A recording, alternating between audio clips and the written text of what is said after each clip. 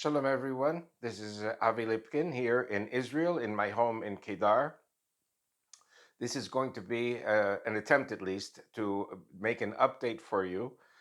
Today is the 23rd of February, and we are exactly 1 month before the elections on 23rd of March. And there's some very, very dear friends of mine. I can't mention all of them, but I will say that the group in Melbourne, Florida, has asked me to prepare this update. Also, Christine Darg and Peter Darg asked me also for an update. And your wish is my command. So I'm preparing an update. There is a lot to say. I am not going to say a lot of things because they're too maybe technical for all of you to understand. But what I did want to say is this is our fourth election. The party was recognized by the government 3 years ago. In the last 2 years, we've had three elections, and this is going to be our fourth election this coming March. And our problems pretty much stay the same, which is, of course, lack of budget, um, the necessity for me to travel to the US to make a living and to raise money for the party, because with such a few small numbers of people that are working with me on the party, therefore it is upon me to raise the monies we need for the publicity, for the travel expenses. Um, I think our biggest problem is that people just do not know who we are here in Israel. And some of the breakthroughs, believe it or not, are precisely because of the coronavirus. Uh, we are locked in our homes for a year now. Um, People are afraid to have meetings. People are afraid to invite me. As you all probably know, in the United States and other places, the churches are even closed down. Maybe now they're opening up again. But what has happened as a result is that some of the people I'm working with are experts in Zoom meetings. And so we are having Zoom meetings with primarily Messianic group leaders here in Israel. And as a result, new doors are opening up. But the question is, how many meetings can we go to in 1 month? Now, actually, tonight I was supposed to be speaking in Eilat, which is the southernmost tip of Israel. There's a very wonderful messianic group there. And I got a call 3, 4 days ago from the group leader that the whole family is in isolation and lockdown because they were in contact with somebody who was confirmed with corona. So the meeting was put off for 2 weeks. And I really had been hoping that this group leader could open up many cities for me so that we could get hundreds and hundreds, maybe thousands of votes. Um, and so basically, listen, if this is what God wants, this is what will be. So we're going to have some more Zoom meetings in the next 2 weeks. I may have one or two meetings that I can personally set up. Um, so we're hoping for dozens, hundreds, and thousands of votes um, by miracle if God can set it up. Now, we need 140,000 votes to get the first four members of Knesset from our list. Um, if we get, this represents about 3.5% of the vote. If we get 1% of the vote, meaning about 55,000 votes, then we get funding from the government for our expenses, which is a big deal. So I would say our first aim in these elections are to aim for the 50,000, 55,000 votes. If we don't get it, then as soon as the elections are over, I have to go back to the States and keep giving lectures, which is what I've been doing for 30 years, which I enjoy doing, and autographing my books. And if for me, being in America or being in Canada or in Europe is being alive. And when I'm here in Israel in lockdown, uh, I do a lot of sleeping, I do a lot of resting, and I do Zoom meetings. But other than that, I'm very, very locked in to a reality which does not allow me to go out and meet people and promote the message personally. So you can pray about that.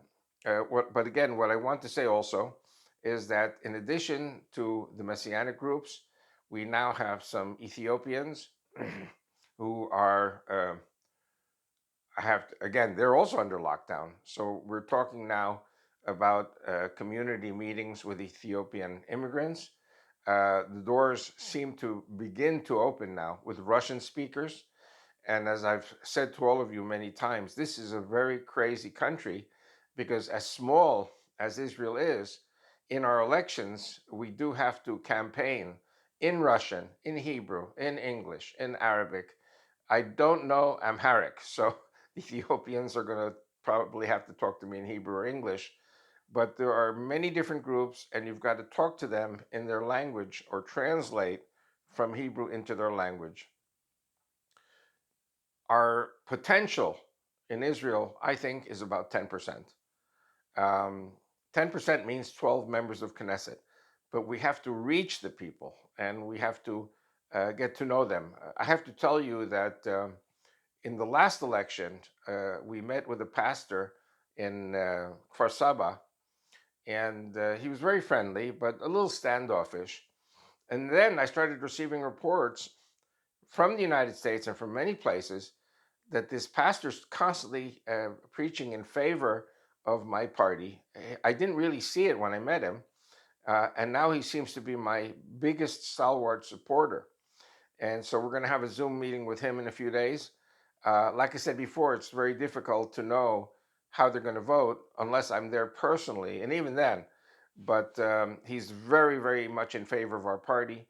There are other group leaders that they say that what I say makes a lot of sense, and they're going to try to get people to vote for us.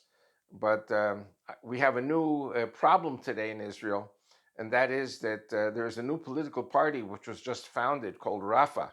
Rafa means the healing, and this party is fighting against the vaccinations and against the masks. And so a lot of these messianic people are very, very much against the vaccinations. Um, Almost, I don't want to say violently, but they will vote for this Rafa party. Um, then when the pandemic is over, we lost that vote, for the Bible Bloc party. So we will have to see exactly how the chips come down in 4 weeks from now. I'm hoping that it's 4 weeks from tonight. It'll be Tuesday, March 23rd. And so we'll have to see how many people we can reach. You have to remember that in 3 elections, we were fluctuating between 380 and 497 votes, which you can say is dismal. It is dismal. But again, considering that we work without a budget, everything is done by faith.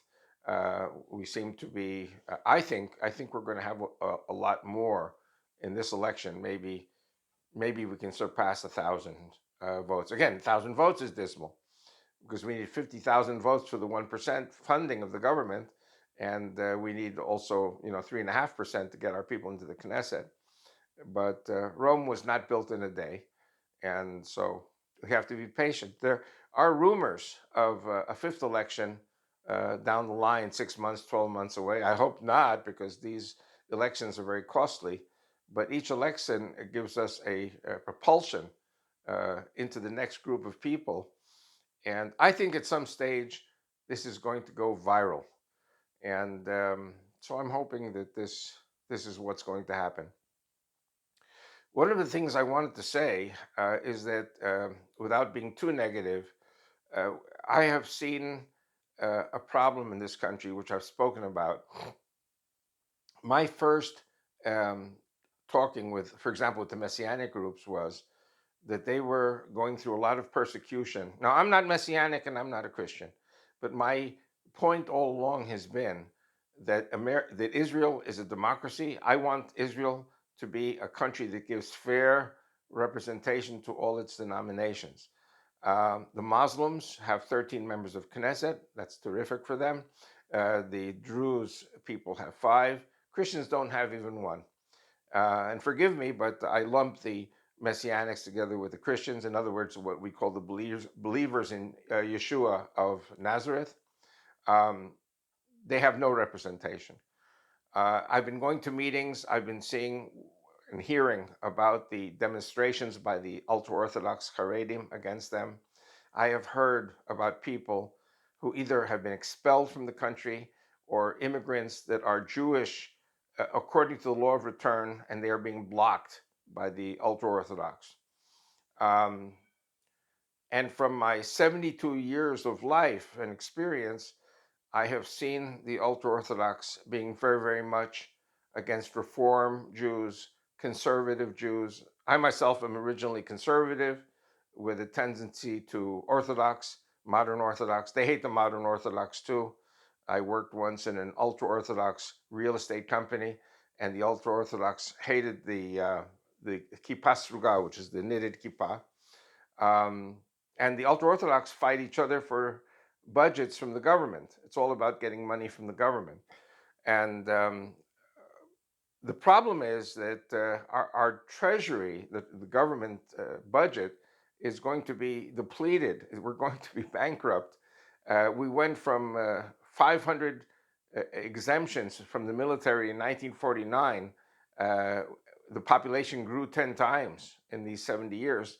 So 10 times 500 would mean 5,000 yeshiva students, but instead there are 140,000 yeshiva students who are maintained by the Israeli government because of coalition agreements.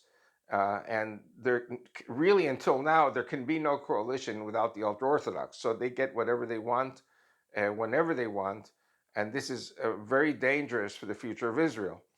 Uh, One of the things I've noticed in my work in the United States of America is that there are now increasing numbers of people, both on the right and the left, becoming militia members.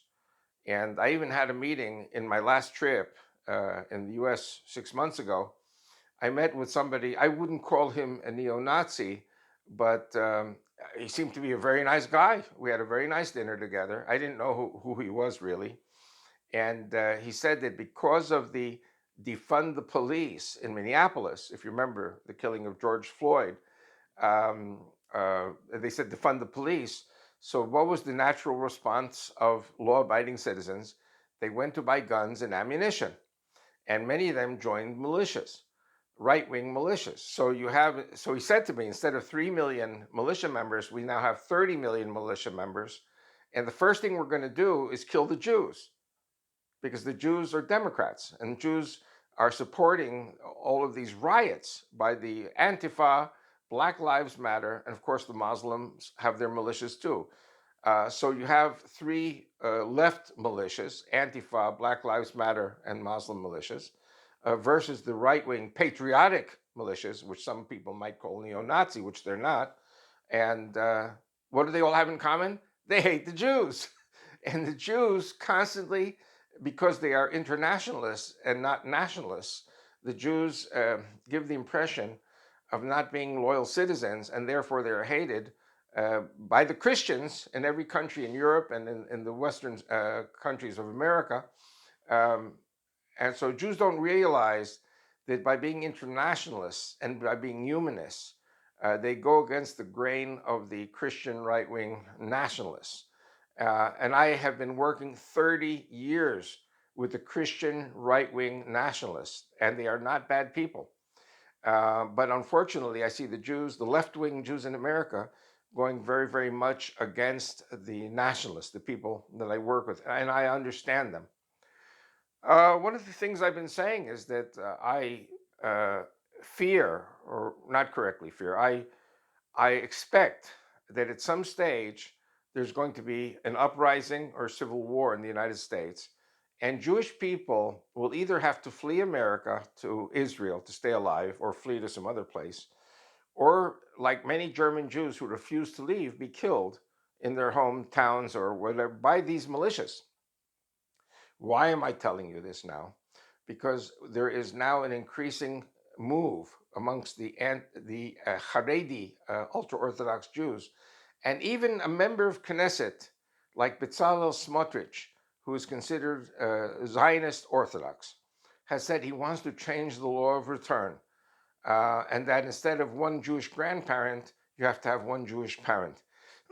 And what I have been seeing about the registrar of the population and immigration is that there are people in the government, basically backed by the ultra Orthodox, who are working very hard to expel people, primarily believers in Yeshua, expel them from Israel.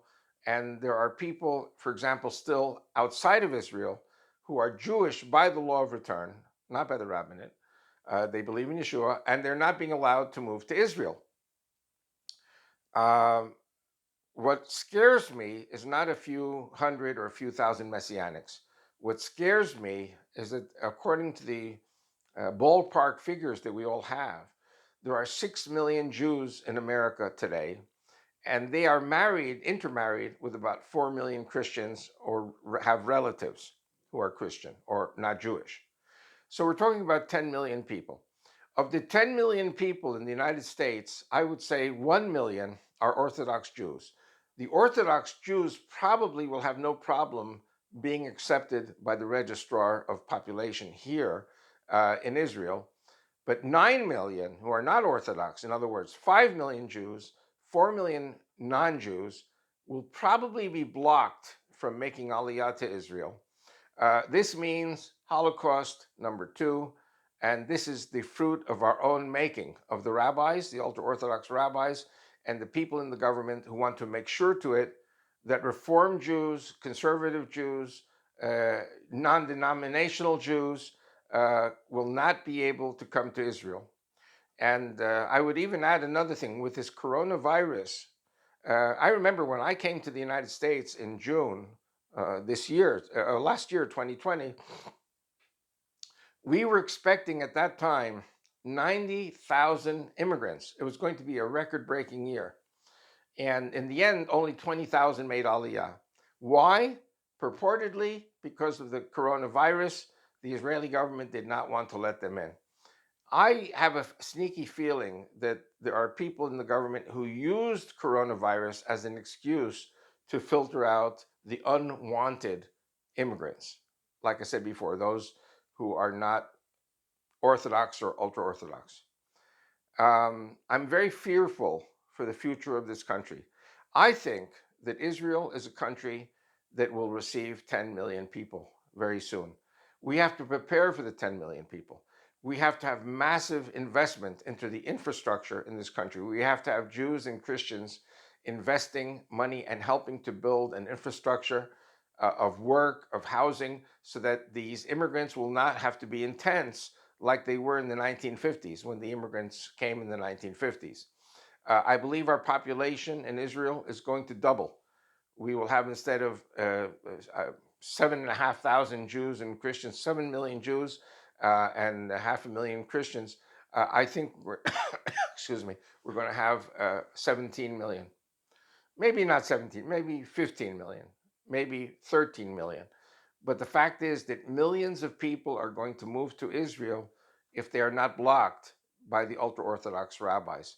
My point is this: if the ultra Orthodox rabbis oppose the Messianics, if they oppose the Christians, if they oppose the Reform Jews, if they oppose the conservative Jews, if they oppose the Jews who are not affiliated with any synagogue, if they oppose the Christian spouses and family members of these Jews in America, and if they hate the Zionist Orthodox Jews, to which I kind of belong, and if the ultra Orthodox fight each other for government budgets, then I think it's fair to say there is a threat hanging over Israel from these ultra Orthodox rabbis who are completely out of control.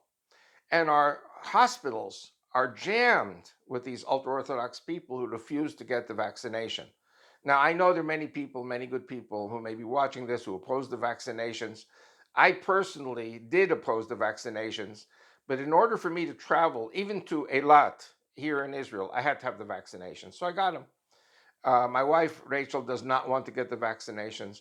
A lot of the people I work with don't want the vaccinations. I'm not judging anyone. I did it personally because I had to pay that price in order to be able to travel here in Israel. And guess what? I have to go to the United States after the elections to keep working because I have no funding here. Nobody knows me here. This is a very Sisyphic project. This is something where the effort never ends. And this is our fourth election. I'm already thinking about the fifth election, because in the fifth election, we're going to hopefully have thousands, maybe tens of thousands of people joining us. One of the things I didn't know whether I should mention or not, but I'll mention it very, very generally. Uh, I have been working 15 years to get the Arabic speaking Christians to join. And it has been a very Sisyphic project, never ending effort, always with negative response, except for individuals. And all of a sudden, a group came to me with 11,000 members and said they wanted to join my party, but they wanted to take it over and make my party an Arab Christian party. And I was ready to forego place number one on the list to the leader of the Christians. Uh, I was ready to give them places for their candidates. And then finally they said, well, we think we'll still, we won't run at all in these elections. But the point I'm saying is these people have known about me for over 10 years. And so I feel a vindication that these Arabic speaking Christians do know about me. At some stage, there will be an alliance politically with them. But I feel that my political party has to be for everyone. It has to be for all Jews and all Christians. It has to be for the Messianics. We have to have people who speak English. We have to have people who speak Arabic, Russian, Hebrew, and Amharic, and gosh knows what other languages. I speak Spanish too, if there's a group that wants me to speak in Spanish. Or maybe God gave me all these languages for a purpose 50, 60, 70 years ago. And praise God, I'm alive. Praise God that I'm able to continue functioning like a man who's so many decades younger. Um, I personally am very excited. I don't know how much success we'll have in this next election, but when a boxer goes into the ring and he has to go 15 rounds, and if he's not knocked out after 15 rounds, then it goes by points.